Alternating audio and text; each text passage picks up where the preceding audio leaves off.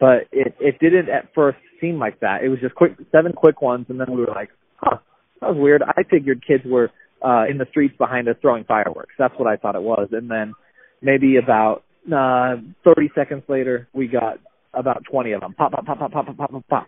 And really, really fast ones. And at that point, the girl that I was there working with, she was out enjoying the concert, and I ran out there to find her, and I was hoping she wasn't, getting food somewhere, because 30,000 people, needle in a haystack. And luckily, I ran out there, and she was the first face I saw. She was running right back, and I was able to grab her hand, and we ran right through the media tent and lifted the bottom of the tent up and crawled underneath, and there we ran into about an 8-foot fence that we decided we just have to climb it. We've got to get over this fence, and so we climbed it and fell onto the other side and grabbed her hand, and we just bolted. We took off running, and at this point, now we had more pops. Pop, pop, pop, pop, pop, pop, pop, pop, pop, pop, pop. I mean, it's a good 20 seconds of consistent gunfire and not letting up. And at that point, my mind goes right there, because at that point, that's where it first set in that, holy cow, this is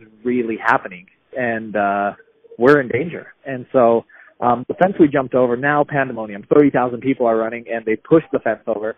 It's on the ground. I've made it to the street now, and you've got people in wheelbarrows that have been shot trying to get them into a car. You've got people jumping on top of cars trying to get out of there, in the back of trucks.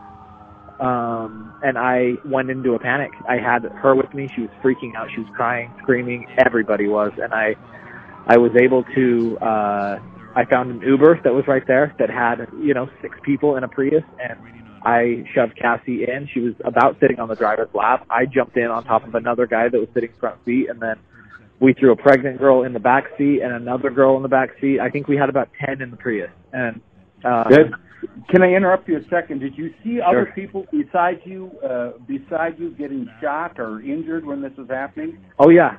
Cassie, who I had grabbed, she was with a girl, with one of her friends. Her friend had got shot right there next to Cassie. I mean, you're elbows to elbows about to get shot. And once we get out to the road, it felt like everybody was shot. Everybody was bleeding. Everybody was screaming. There's blood everywhere. There's bodies on the ground.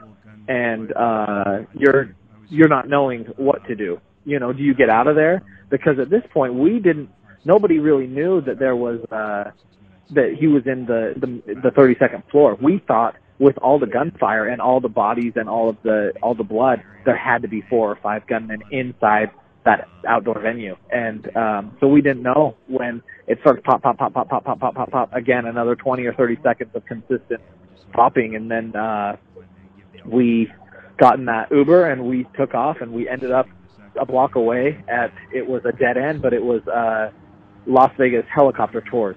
And so kind of like an airport, and we ran to the door and they wouldn't let us in. We're pounding on the door, they're looking at us, but they wouldn't let us in. And finally, after about 5 minutes, they let us in a back door, and they kept us there for a good 2 hours or so.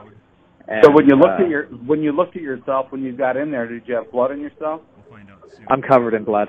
I haven't had a chance. I haven't slept today since this happened. I am in the same clothes I was last night. My legs are covered in blood. My jacket is still covered in blood. Is that from grabbing people and trying to help, or are you just everybody's trying to get out?